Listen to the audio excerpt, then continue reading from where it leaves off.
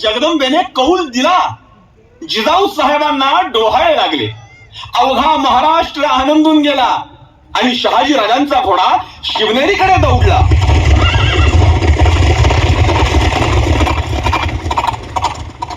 राणी सरकार, या बातमीनं आम्ही अगदी आनंदून आणि भारावून गेलो आहोत.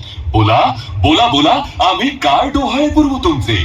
महाराज, तुमच्या कमरेला असलेली समशेर आम्हाला द्या आणि तुमच्या मनगटामध्ये असलेलं 10 हत्तींचं बळ आम्हाला द्या आणि आमचे डोहाळे पुरवा.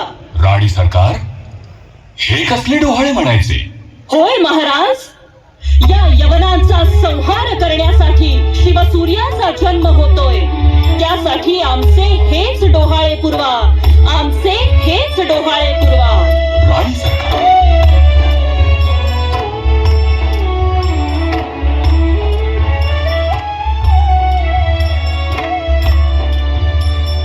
आणि एके दिवशी मध्यरात्री शिवनेरीवर साक्षात महिषासूर मर्दिनीच अवतरली.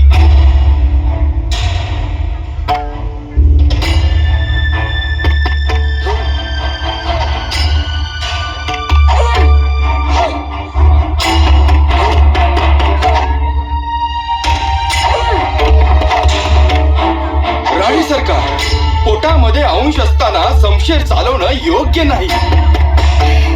पंत, समशेर चालायला लागली की पोटामध्ये धडका मारायला चालू होतात आणि समशेर थांबली की त्याच्या धडका देखील थांबतात. पंत, आमच्या पोटातील शिवसूर्य सुद्धा यवनाचा संहार करण्यासाठी उतावीळ झाला आहे. आता ही समशेर हिंदवी स्वराज्य निर्माण केल्याशिवाय थांबणार नाही.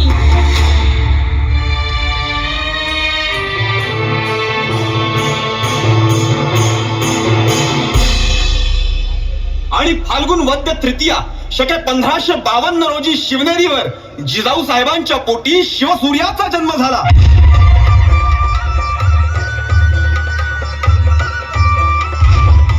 उषः काल झाला. तोफांना बत्ती द्या, नगारे वाजवा, तिळगुळ वाटा, साखऱ्या वाटा. कळू देत संपूर्ण महाराष्ट्राला, या गुलामगिरीच्या अंधकारातून सोडवण्यासाठी जिजाऊ साहेबांच्या पोटी शिवसूर्य जन्माला आला. शिवसूर्य जन्माला आला.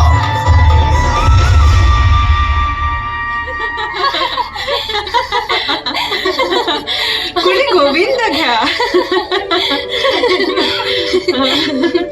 कोणी गोपाळ घ्या, कोणी श्रीकृष्ण घ्या. नाव काय ठेवलं बाळाचं? शिवाई देवीच्या आशीर्वादानं शिवाजी.